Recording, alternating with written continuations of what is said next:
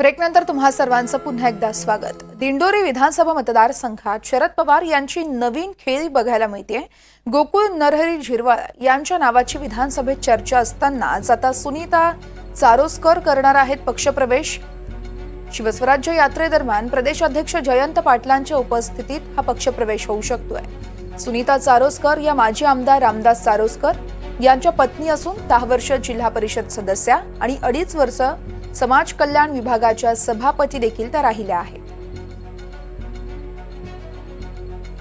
या संदर्भात अधिक माहिती देत आहेत प्रांजल कुलकर्णी, आमचे प्रतिनिधी आहेत आपल्यासोबत। प्रांजल, आपण पाहतोय जसजशी आता विधानसभा निवडणूक जवळ येते तसतशा अनेक राजकीय घडामोडी घडतायत। शरद पवार गटात नेमकी काय घडामोड घडतेय नाशिकमध्ये?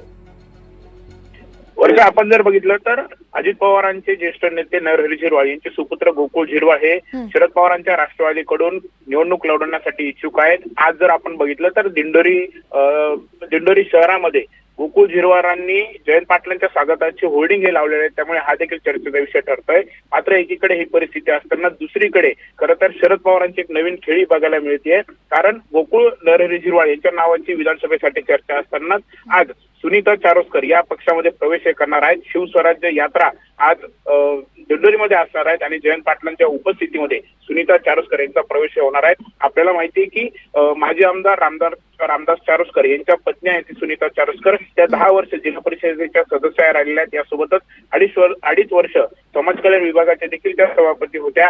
त्यामुळे कुठेतरी आता सुनीता चारोस्कर या देखील शरद पवार गटाकडून निवडणूक लढवण्यासाठी इच्छुक आहेत आणि दुसरीकडे आज त्या प्रवेश देखील करत असल्यामुळे कुठेतरी आता शरद पवारांचा नरहरी झिरवाळांना खिंडीत पकडण्याचा हा प्रयत्न आहे का, अशी चर्चाही रंगलेली आहे। त्यामुळे आता आगामी काळामध्ये शरद पवार गटाचा दिंडोरीतून उमेदवार हे गोकुळ झिरवाळ असणार, सुनीता चारोस्कर असणार की इतर कोणी असणार, या चर्चा ज्या त्या राजकीय वर्तुळात रंगल्याचं बघायला मिळते। आज आणखी काय घडामोडी होतात, जयंत पाटील नक्की आपल्या भाषणात आता नक्की काय बोलतात हे पाहणं महत्त्वाचं ठरणार आहे। निश्चितच प्रांजल, खूप खूप धन्यवाद तुम्ही दिलेल्या माहितीसाठी।